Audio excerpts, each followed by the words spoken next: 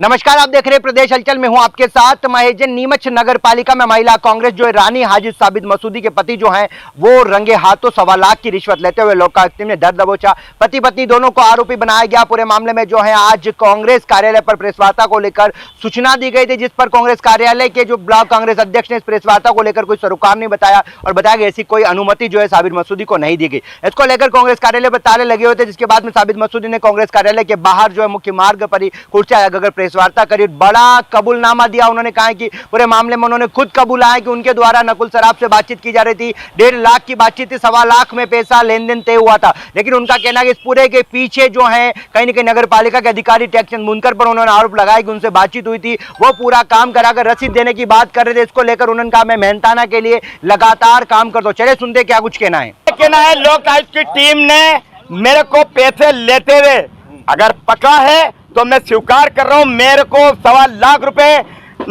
नकुल जैन पिता नंदू सराफ ने दिए हैं, मैंने लिए हैं। मेरे घर आया वो भाई, हाँ मेरे घर आया नंदू भैया और नकुल भैया, और आकर मेरी मिसेज से भी मेरे को बोलने लगे कहाँ है भाभी, मैंने वो खाना बना रहे ऊपर तो आदेश करो। तो मैंने बोला शिफा की अम्मी, साकिब की अम्मी, जो भी मैंने बोला वो रिकॉर्डिंग है। उनका मोबाइल चालू था वो क्योंकि लोकायुक्त की टीम का हिसाब से वो आए थे।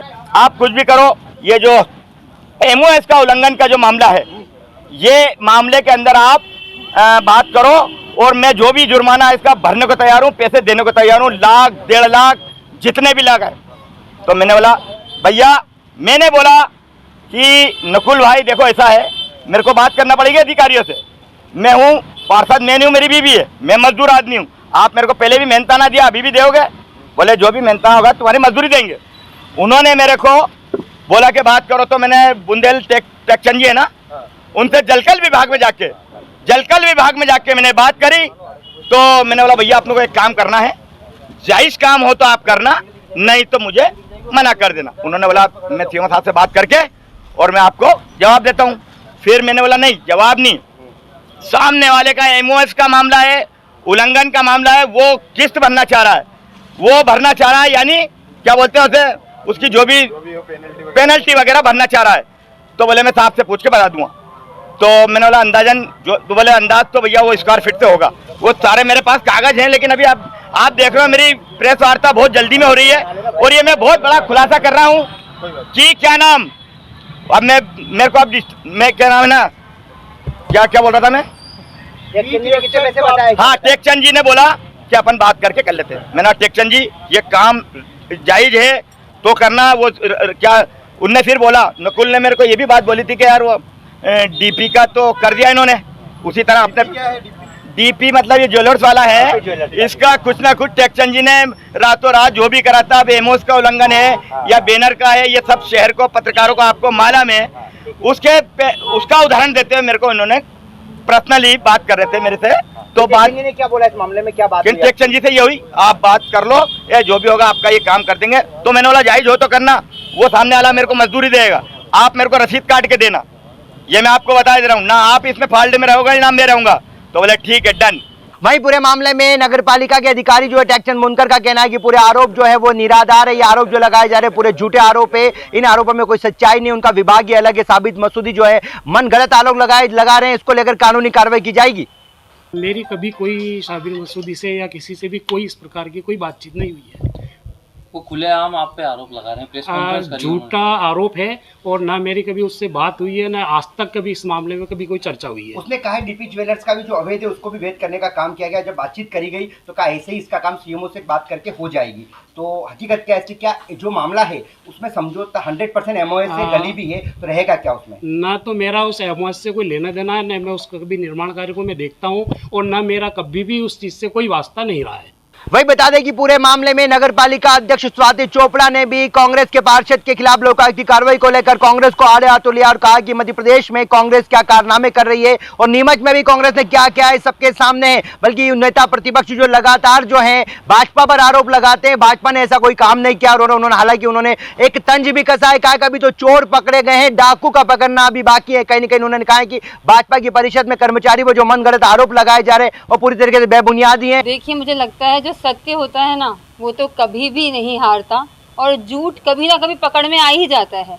कांग्रेस की जहाँ तक मैं बात करूँ, जो भी सारे घोटाले हुए हैं उनके कार्यकाल में हुए हैं, और जब जब भी ऐसी कोई सच्चाइयाँ सामने आती है तो मुझे लगता है कि तब उन सबके मुंह पे ताले लग जाते हैं। आज कहाँ गए उनके नेता प्रतिपक्ष, आज कहाँ गई कांग्रेस कमेटी, आज उनकी तरफ से कोई बयान क्यों नहीं आ रहा? जब झूठे इल्ज़ाम भाजपा पे लगाए गए थे तब तो वो लोग सब खुल के झूठ बोलते हैं, पर सत्य जब साबित हो गया तो अब भी वहाँ से मुझे लगता है कि वो लोग सब डर के छुप के घर में बैठ गए हैं शायद। तो मैं उनको यही चैलेंज देती आई हूँ, देती रहूँगी कि मैं लगातार, हम लोगों ने ये बोला है कि जो झूठे इल्ज़ाम इन्होंने लगाए हैं उनको ये कभी भी प्रूव नहीं कर पाए।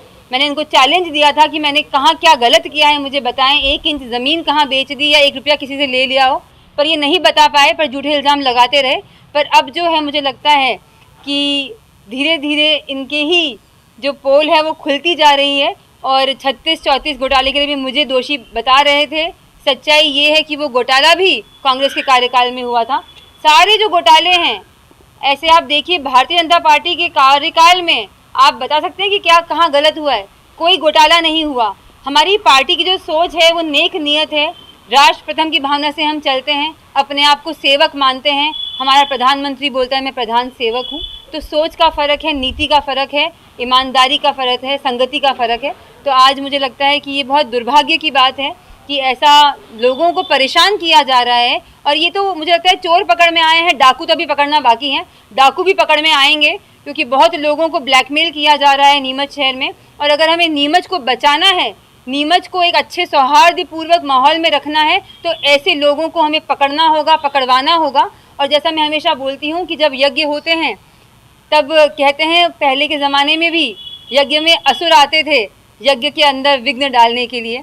तो अच्छे कर्म, अच्छे काम हो रहे हैं और उसमें विघ्न डालने के लिए ऐसे असुर बार बार आ रहे हैं, पर यज्ञ नहीं रुकेगा। भारतीय जनता पार्टी जो ये यज्ञ कर रही है, जो आहुति दे रही है, जो देश हित में, शहर हित में काम हो रहे हैं, वो चलते रहेंगे। अभी कर्मचारियों पर भी उन्होंने आरोप लगाए हैं, इसको लेकर भी टेक्चन जी बुनकर जो है उन पर उन्होंने आरोप लगाए हैं, इसको लेकर क्या कहेंगे आप?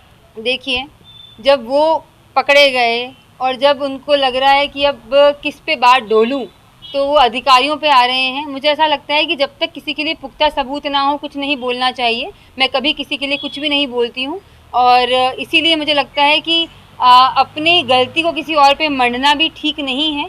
कहीं ना कहीं हमें नैतिकता और मौलिकता समझनी होगी, मानवीय आधार पे चलना होगा, और हम किसी को ऐसे फंसाने की गंदी साजिशें ना रचें, यही अनुरोध करती हूँ।